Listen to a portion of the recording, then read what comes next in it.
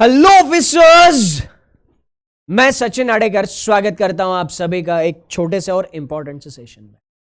देखो, कुछ दिनों पहले ईसीजीसी पीओ का नोटिफिकेशन आ गया था और उस नोटिफिकेशन की एक सबसे इंपॉर्टेंट और हाईलाइट करने वाली जो बात थी ना, ईसीजीसी पीओ, इसकी जो सैलरी है, इसकी salary 16 lakh per year.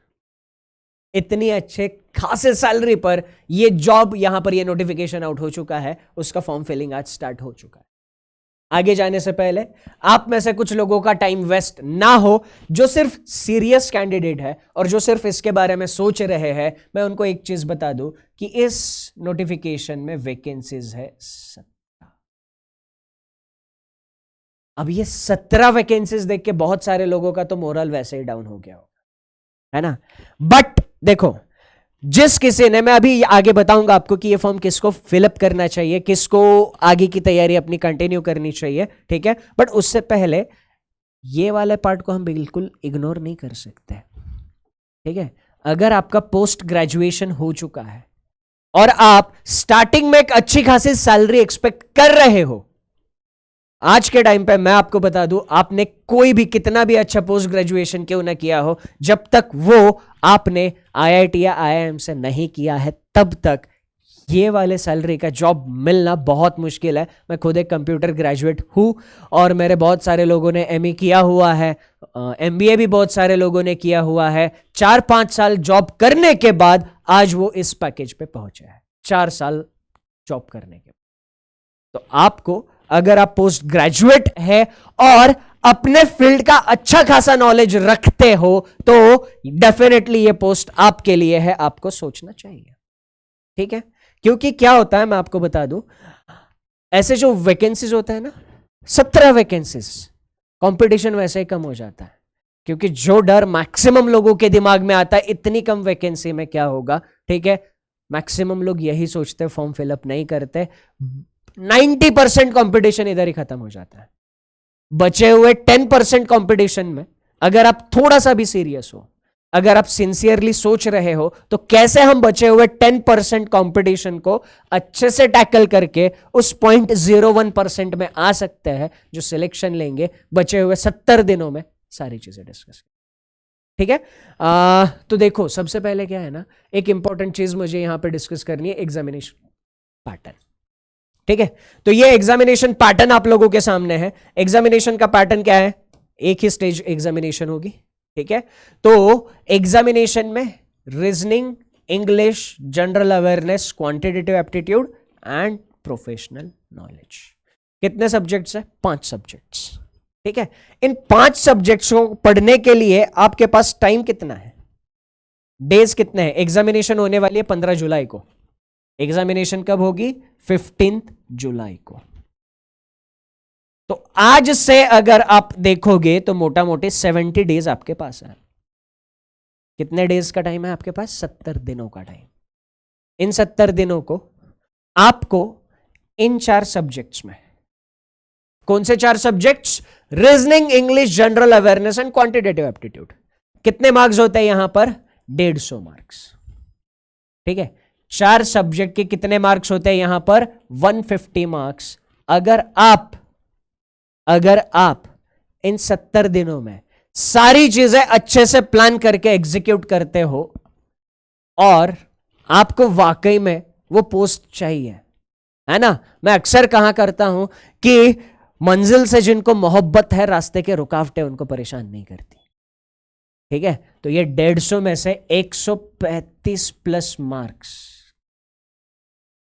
Exaggeration बिल्कुल भी नहीं है।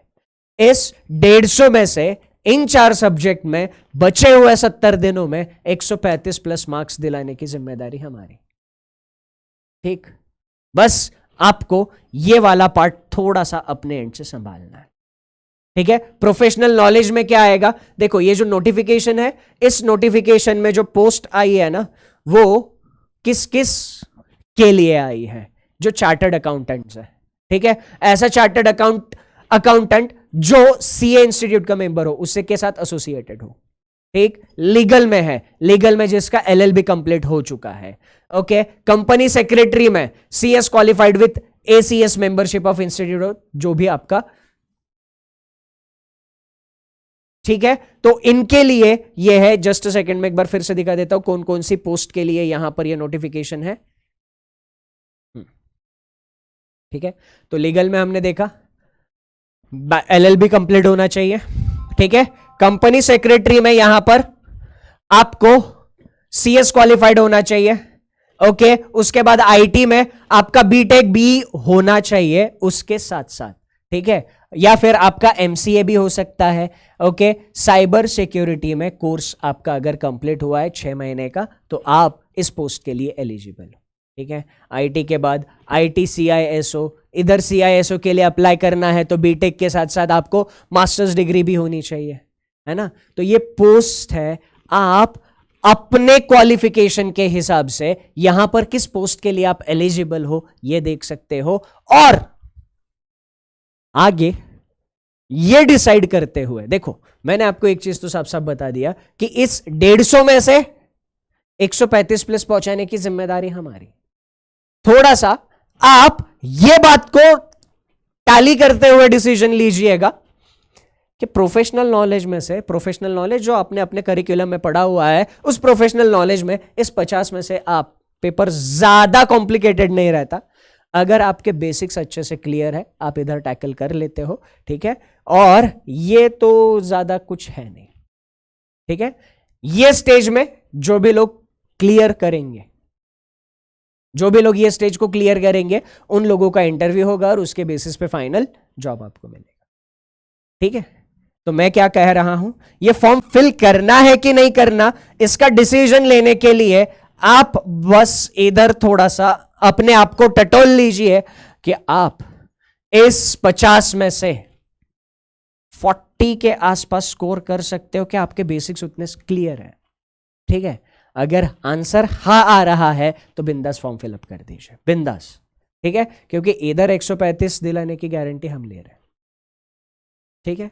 तो बस एक बार मुझे जरा कमेंट सेक्शन में सभी लोग कमेंट करके बताना कि इस प्रोफेशनल नॉलेज को लेकर कितने लोग कॉन्फिडेंट है और फॉर्म फिल करने का सोच रहे हैं। क्योंकि फॉर्म फिलअप करने की डेट आज ही है, तो मैं एक बार जरा इंपॉर्टेंट डेट्स भी आपको बता देता हूं। देखो, फॉर्म फिलिंग स्टार्ट हो चुका है आज, ये पोर्टल फॉर्म फिलिंग का ओपन रहने वाला है 31 मई तक। बट अगर फॉर्म फिलअप करना है तो 2-3 दिन से ज्यादा सोचना मत, क्योंकि क्या होगा, आप अगर इधर फॉर्म फिल कर दोगे 70 में से 30 दिन ऐसे ही निकल जाएंगे, सिर्फ 40 दिन हाथ में आएंगे, ठीक है। और अगर आप सिलेक्शन के लिए थोड़ा सा सीरियस हो तो अगले 2 से 3 दिन में मैक्सिमम डिसीजन ले लीजिएगा, फॉर्म फिल करना है नहीं करना है। जो भी आपका डिसीजन है मुझे कमेंट सेक्शन में जरूर बताना, ठीक है। बाकी पेमेंट्स वगैरह के डेट्स आपके सामने है। सबसे इंपॉर्टेंट है ऑनलाइन रिटन एग्जामिनेशन 15 जुलाई। 15 जुलाई को ऑनलाइन रिटन एग्जामिनेशन होगी, रिजल्ट अगस्त में आएगा और आपका इंटरव्यू अगस्त एंड या सितंबर के शुरू में होगा, ठीक है। तो एक बार मैं फिर से ये कहता हूं कि अपॉर्चुनिटी अच्छी है, वैकेंसीज कम है, ये बात से मैं भी एग्री करता हूं। बट यार 16 लाख की सैलरी अपॉर्चुनिटी हर रोज तो नहीं मिलती ना, है ना। तो अगर अपॉर्चुनिटी इतनी अच्छी है तो जाहिर सी बात है उसके लिए एफर्ट्स भी अच्छे लगाने होंगे। आप अपने एंड से एफर्ट्स लेने के लिए तैयार हो तो डेफिनेटली ये जॉब आपकी हो सकती है। तो मुझे कमेंट में जरूर बताइए आपका क्या डिसीजन है। That's it from my side in this session. Thank you, take care and enjoy your time. Thank you so much.